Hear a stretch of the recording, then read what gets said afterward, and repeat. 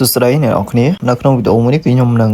បង្ហាញតើតើនឹងការ login PayPal របស់យើងឬក៏ login account PayPal របស់យើងតាមរយៈ PayPal app ដែលយើងធ្វើការតម្លើងរួចរាល់នៅលើទូរស័ព្ទដៃរបស់យើងហើយតើតើនឹងការតម្លើង PayPal app នៅលើទូរស័ព្ទដៃរបស់យើងគឺអត់មានអីពិបាកទេសម្រាប់ទូរស័ព្ទដៃប្រភេទ iOS ឬក៏ iPhone គឺយើងចូលទៅកាន់ App Store ហើយយើង search ពាក្យថា PayPal yes គឺយើងអាចតម្លើងបានសម្រាប់ទូរស័ព្ទដៃប្រភេទ Android ឧទាហរណ៍ដូចជា Samsung ដូចជា Vivo អីផ្សេងៗជាដើមសម្រាប់ប្រភេទ Android គឺយើងចូលទៅកាន់ Play Store ហើយយើង search ពាក្យថា PayPal គឺយើងនឹងឃើញ logo app បែបនេះអញ្ចឹងយើងធ្វើការតម្លើងមកដោយសារតែខ្ញុំតម្លើងរួចរាល់អញ្ចឹងខ្ញុំសូមចូលទៅកាន់ PayPal app នៅលើទូរស័ព្ទដៃរបស់ខ្ញុំយកអញ្ចឹងបន្ទាប់ពីយើងចុចយកឬក៏ select យក PayPal app ដែលយើងធ្វើការតម្លើងរួចរាល់នៅលើទូរស័ព្ទដៃរបស់យើងគឺយើងឃើញប្រអប់2ប្រអប់ទី1គឺដាក់ mail ប្រអប់ទី2គឺ password នេះសម្រាប់ភាសាខ្មែរយើងគេហៅថាពាក្យសម្ងាត់ឬក៏លេខសម្ងាត់ឬក៏ប្រព័ន្ធសម្ងាត់របស់ PayPal អញ្ចឹងសម្រាប់ភ្ញៀវដែលគាត់ទទួលយកសេវាកម្មបង្កើត account PayPal ពីខ្ញុំទៅមិនថា basic account មិនថា full KYC ទេគឺខ្ញុំរៀបចំទិន្នន័យនឹងមកស្អាតឲ្យតែម្ដងខ្ញុំសូមធ្វើការបំពេញទិន្នន័យដើម្បី log in ហើយអ្នកនរគ្នាអត់យល់ពាក្យខ្មែរយើងថាទិន្នន័យអីគេអ្នកនរគ្នាទៅស្រាវជ្រាវបន្ថែមថាពាក្យនឹងមានន័យថាម៉េចព្រោះខ្ញុំចូលចិត្តប្រើពាក្យមួយដែលក្តោបយកទាំងស្រុងតែម្ដងអញ្ចឹងណាអញ្ចឹងបើសិនជាអ្នកនរគ្នាពិបាកយល់នៅក្នុងភាសាខ្មែរអាចទៅស្វែងយល់បន្ថែមឬក៏ស្រាវជ្រាវបន្ថែមពាក្យភាសាខ្មែរទិន្នន័យនឹងមានន័យបែបណាដោយសារតែខ្ញុំឃើញបងប្អូនយើងគាត់ឆ្ងល់ថាទិន្នន័យនឹងមានន័យម៉េចអីម៉េចសួរខ្ញុំត្រឡប់មកវិញអញ្ចឹងសង្ឃឹមថាអ្នកនរគ្នាស្រាវជ្រាវភាសាខ្មែរយើងបន្ថែមទៅអូខេអញ្ចឹងខ្ញុំសូមដាក់ទិន្នន័យដើម្បី login ទី1គឺពាក់ព័ន្ធនឹង email ពាក្យថា email នេះក្តោបបានច្រើនមានទាំង Gmail មានទាំង Outlook Mail Hotmail អីចឹងផ្សេងៗជាដើមទៅ Yannick Mail អីចឹងទៅអញ្ចឹងវាដាក់ថា email នេះគឺមិនសំដៅទៅលើតែ Gmail ទេគឺ mail អីផ្សេងៗអាហ្នឹងយើងនិយាយឲ្យងាយយល់អូខេខ្ញុំសូមធ្វើការបញ្ចូលទិន្នន័យដើម្បី login just a bit អូខេអញ្ចឹងខ្ញុំសូម copy email ដែលអ្នកទាំងអស់គ្នាឃើញខ្ញុំ select នៅកន្លែងនេះ yes នេះតែខ្ញុំអត់បង្ហាញអ្នកទាំងអស់គ្នាទេព្រោះនេះគឺពាក់ព័ន្ធនឹងរឿង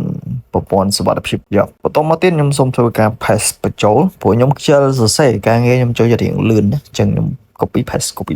បាទបន្តមកទៀតគឺចូលមកកន្លែង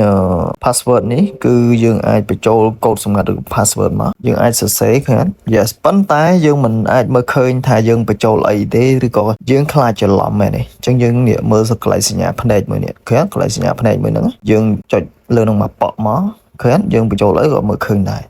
តែនេះគ្រាន់តែជាឧទាហរណ៍ទេខ្ញុំសូមលុបចេញវិញហើយកន្លែងនេះបញ្ជាក់សម្រាប់ password ឬក៏កូដសម្ងាត់គឺខ្ញុំអត់បង្ហាញអ្នកនរគ្នាទេប៉ុន្តែសម្រាប់អ្នកនរគ្នាបង្កើត password មិនត្រូវបញ្ចូលឲ្យត្រូវឲ្យធំត្រូវឲ្យច្បាស់លាស់កុំឲ្យមានដកឃ្លាឆ្វេងស្ដាំកុំឲ្យមានដកឃ្លាឆ្វេងស្ដាំអញ្ចឹងខ្ញុំសូមចូលទៅ copy ហើយខ្ញុំ paste ចូលតែម្ដងខ្ញុំអត់បង្ហាញអ្នកនរគ្នាទេបាទរាល់ទិន្នន័យទាំងអស់នេះគឺយើងគិតថាយើងបញ្ចូលបានធំត្រូវ 100% គឺយើងចុចយក option login កន្លែងនេះគឺវាទាមទារកូដ6ខ្ទង់ចេញពី 2FA របស់យើងអញ្ចឹងសម្រាប់ភ្ញៀវរបស់ខ្ញុំគឺខ្ញុំរៀបចំឲ្យមកស្អាតហើយករណីខ្លះបើសិនជា load ពណ៌ក្រហមបញ្ចូលទៅ load ពណ៌ក្រហមអត់ចូលមកដល់ step បែបនេះអត់ចូលមកដល់ចំណុចបែបនេះជំហានទី1គឺខ្ញុំ recommend ឲ្យអ្នកនរគ្នាសាកធ្វើម្ដងទៀតដោយ login ជាមួយនឹង PayPal app តែបើសិនជានៅតែពណ៌ក្រហមដដែលខ្ញុំសូមឲ្យអ្នកនរគ្នាទុកចោល24ម៉ោងឬក៏48ម៉ោងឬក៏72ម៉ោងអីទៅចាំធ្វើការ login ម្ដងទៀតមូលហេតុផ្សេងៗគឺខ្ញុំនិយាយនៅក្នុងវីដេអូដែលខ្ញុំចេញមុននោះហើយឥឡូវខ្ញុំអត់សូវនិយាយច្រើនទេតោះឥឡូវយើងចូលទៅយក 2FA ឬក៏យើងចូលទៅយកកូដ6ខ្ទង់ចេញពី 2FA របស់យើងតើយើងធ្វើបែបណាអញ្ចឹងដើម្បីដំណើរការនៃការយកកូដ6ខ្ទង់នឹងបានគឺយើងខ្ញុំ recommend ឲ្យអ្នកនរគ្នាប្រើប្រភេទ browser ណាក៏បានដែរតែសម្រាប់ខ្ញុំប្រើ browser Chrome អញ្ចឹងខ្ញុំសូមចូលមកកាន់ browser Chrome ដែលខ្ញុំធ្វើការតម្លើងនៅលើទូរស័ព្ទដៃរបស់ខ្ញុំមួយនេះបន្ទាប់ពីចូលមកយើងសរសេរ 2FA អញ្ចឹងមក live 2FA.live sorry សេត្រូវតោះមកយើងយកលើគេក៏បានដែរយកអានេះក៏បានតែខ្ញុំយកលើគេ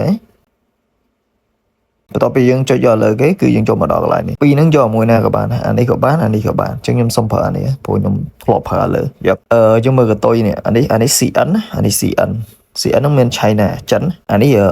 .live អានេះចំ website វាតែម្ដងអញ្ចឹងណាអញ្ចឹងខ្ញុំសុំយកលើគេប បន្ទាប់មកអ្នកទាំងអស់គ្នាឃើញប្រអប់2 yes ប្រអប់ទី1គឺអ្នកទាំងអស់គ្នាត្រូវ copy key វាមាន16ខ្ទង់16ខ្ទង់ខ្ញុំនិយាយខ្ទង់ដោយសារអីវាមានលាយឡំអក្សរលេខអីចឹងទៅនេះឧទាហរណ៍ដូចជាក់ស្ដែងនេះអញ្ចឹង key គឺមានទម្រង់បែបហ្នឹងវាឧទាហរណ៍មើលឃើញនេះ BK5 or BK លេខ 5V ខ្ញុំចេះច្រឡំអង់គ្លេសអានអង់គ្លេសអញ្ចឹងយើងអានអង់គ្លេសទៅហ្មង BK5V TVQ7 អញ្ចឹងទៅឧទាហរណ៍អាហ្នឹងជាឧទាហរណ៍ទេតែអាហ្នឹងមាន16ខ្ទង់មួយក្រុមវាគឺមាន4ខ្ទង់ឃើញ4ខ្ទង់1 2 3ហើយមួយក្រុមទៀតគឺ4ខ្ទង់ទៀតអញ្ចឹង4នោះគឺ16ខ្ទង់អាហ្នឹងខ្ញុំបញ្ជាក់កន្លែងហ្នឹងអូខេឥឡូវខ្ញុំសូម copy key យកមក paste សិនអញ្ចឹងអ្នកនរគ្នាឃើញអានេះសម្រាប់ភ្ញៀវរបស់ខ្ញុំគឺខ្ញុំរៀបចំឲ្យមកស្អាតអញ្ចឹងយើងមើលទៅអានេះគឺ key ហើយខ្ញុំនឹងបិទបាំងទិន្នន័យមួយចំនួនទៀតព្រោះខ្ញុំអត់បង្ហាញទេអញ្ចឹងក្បាលវាគឺលេខ7កតុយវាគឺអក្សរ L អញ្ចឹងយើង copy អាហ្នឹងទៅអស់មកខ្ញុំសូម copy សិនហើយ copy ឲ្យស្មើឲ្យត្រឹមត្រូវអញ្ចឹងគឺយើង copy មានន័យថាចម្លងយើងចម្លងមកស្អាតអញ្ចឹងមកមានន័យថាកុំឲ្យមាន space ឆ្វេងឬក៏ស្ដាំអញ្ចឹងខ្ញុំសូមចុចយក copy បាទបន្ទាប់មកយើងចេញទៅវិញ yes អូខេយើង paste បញ្ចូលកន្លែងនេះមកនេះប្រអប់ទី1វាមាន2ប្រអប់តិចច្រឡំប្រអប់ទី1គឺយើង paste key ចូលមកហើយយើងចុច submit តោះឥឡូវខ្ញុំ paste សិនពេលបន្ទាប់ពី paste ចូលអ្នកនរគ្នាឃើញអត់ key ហ្នឹងកុំឲ្យមាន space ឆ្វេងស្ដាំគឺដាក់មកស្មើស្អាតអញ្ចឹងមកបន្ទាប់មកចុចយក submit បន្ទាប់ពីចុច submit គឺយើងបានកូដ6ខ្ទង់ឃើញ67 97 94ហើយកូដវាគឺដូររហូតចន្លោះពី5 second ឡើងឥឡូវខ្ញុំចុច submit ម្ដងទៀតដើម្បីដូរកូដឲ្យអ្នកនរគ្នាមើលកាលណាបើសិនជាអ្នកនរគ្នាបញ្ចូលទៅកូដនឹងដាក់ទៅវាលោតបកហមអត់ចូលគឺអ្នកនរគ្នាអាចមកចុច submit យកកូដថ្មីបានឥឡូវខ្ញុំចុច submit ម្ដងទៀតដើម្បីបង្ហាញអ្នកនរគ្នាថាយកកូដថ្មីបានមែនអត់ឃើញអត់05 0165អញ្ចឹងខ្ញុំសូម copy តែបាច់ copy ក៏បានយើងបញ្ចូលក៏បានអញ្ចឹង05 0165អូខេយើងចូលមកកាន់កន្លែងនេះវិញមកមិនហ្នឹង05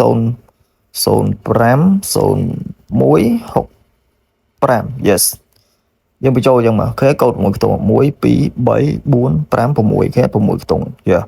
ហើយសម្រាប់ទូរស័ព្ទដៃខ្ញុំវាមានកន្លែងបាំងកន្លែងនេះអញ្ចឹងចុចដានកន្លែងនេះមកចុចដានមកបន្ទាប់មកយើងចុចយក continue ហើយកន្លែងហ្នឹងយើងអាចធ្វើឲ្យលឿនតិចក៏បានដែរអញ្ចឹងណាតែបើសិនជា load ពណ៌ក្រហមយើងចុចទៅដូរកូដបានអត់អីទេចុច continue មកអូខេបើសិនជាករណី load ពណ៌ក្រហមបែបនេះអញ្ចឹងករណី load ពណ៌ក្រហមបែបហ្នឹងអ្នកនរគ្នាមិនបាច់បារម្ភទេ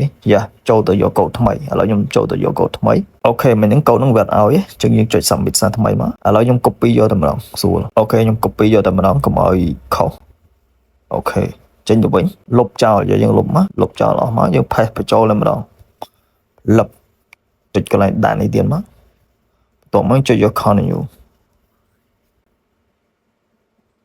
អូខេវាដំណើរការចូលអញ្ចឹងបើសិនជាអ្នកនរគ្នាឡុកទៅមានបញ្ហាលោតពណ៌ក្រហមដោយដែលអ្នកនរគ្នាឃើញនៅក្នុងវីដេអូខ្ញុំអ្នកនរគ្នាមិនបាច់ខ្វល់ទេអញ្ចឹងណាហើយសម្រាប់អ្នកនរគ្នាដែលមានតម្រូវការចង់ធ្វើការបង្កើត account PayPal បង្កើត account PayPal full KYC ឬក៏មាន PayPal ហើយស្រាប់ចង់ធ្វើជា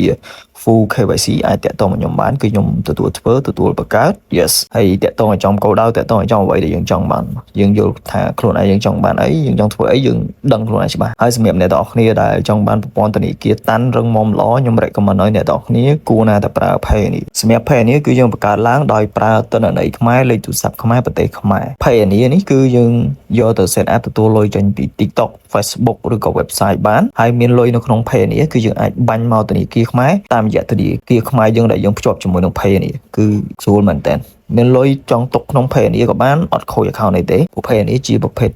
ប្រព័ន្ធទទួលលុយ online ឬក៏យើងហៅថាធនាគារ online មួយដែលបង្កើតដោយប្រើឯកសារស៊ីនអញ្ចឹងហើយភ្ជាប់ជាមួយធនាគារខ្មែរតែម្ដងអញ្ចឹងមានលុយបាញ់មក direct ជាមួយនឹងធនាគារខ្មែរយើងចូលផ្លុកតែម្ដងហើយតាន់ល្អមែនតើអញ្ចឹងអ្នកនរគ្នាមានតម្រូវការចង់បង្កើត Pay នេះ full version ឬក៏មាន Pay នេះហើយស្រាប់អត់មានលេខកុងអត់មានលេខគណនីតាក់ទងមកគឺខ្ញុំទទួលបង្កើតខ្ញុំក៏មានទទួលដោះស្រាយ Pay នេះដែលអ្នកនរគ្នា disable account ឬក៏អត់មានលេខ receive account គឺខ្ញុំទទួលដោះស្រាយទៀតអញ្ចឹងហើយខ្ញុំក៏មានទទួលធ្វើ EIN គឺជាឯកសារមួយដែលយើងយកសម្រាប់ទៅធ្វើតាក់ដូចជាតាក់ TikTok អាមេរិកតាក់ YouTube 0% តាក់ Facebook អញ្ចឹងខ្ញុំ recommend ឲ្យអ្នកនរគ្នាគួរណាតែប្រើ EIN ព្រោះ EIN គឺជាប្រភេទឯកសារស៊ីនដែលយើងស្នើចេញពី website អាមេរិក IRS ចឹងខ្ញុំទទួលធ្វើ EIN ទៀតណាសម្រាប់អ្នកដែលមានតម្រូវការហើយ EIN ហ្នឹងបច្ចុប្បន្ននេះគឺយើងធ្វើហើយគឺយើងអត់អាចយកទៅប្រើភ្លាមបានទេគឺយើងទុកចន្លោះពី2សប្តាហ៍ឡើងក្នុងករណីខ្លះគឺយើងអត់អាចប្រើភ្លាមបានទេគឺយើងទុករយៈពេលវា2សប្តាហ៍ឡើងមានន័យថាយើងស្នើហើយយើងធ្វើហើយយើងទុកចោលវាចន្លោះពី2សប្តាហ៍ឡើងបានយើងយកមកប្រើការឬក៏ធ្វើតាក់បានអាហ្នឹងអញ្ចឹង EIN អញ្ចឹងដឹងខ្លួនឯងច្បាស់មានតម្រូវការគឺយើងធ្វើទុកគឺល្អព្រោះពេលយើងត្រូវការប្រើភ្លាមអត់បានទេឯកសារខ្លះគឺយើងត្រូវការទុករយៈពេលណាមួយអញ្ចឹងដឹងខ្លួនឯងគឺយើងត្រៀមទុកធ្វើទុកឲ្យហើយអត់ខូចអត់ជួអត់ប្អូនទេហើយសម្រាប់អ្នកទាំងអស់គ្នាដែលត្រូវការ ASN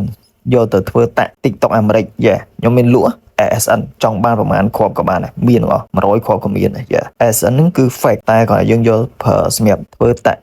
TikTok បានតែបើយកមកធ្វើតាក់ Facebook អីអំបិលស្ពៃព្រោះវា fake តិនអីចឹងណាខ្ញុំមានលក់ទៀត ASN ហើយនឹងមានសេវាកម្មផ្សេងៗទៀតអ្នកនរគ្នាមានតម្រូវការអីតាក់ទងមកតាក់ទងឲ្យចំកូនហើយតាក់ទងឲ្យចំអ្វីដែរបងប្អូនយើងចង់បានបាទសង្ឃឹមថាវីដេអូនេះជាប្រយោជន៍ហើយជាសារជូនទៅនឹងជាតម្រូវការរបស់អ្នកនរគ្នាសូមអរគុណជួបជុំនៅវីដេអូក្រោយទៀត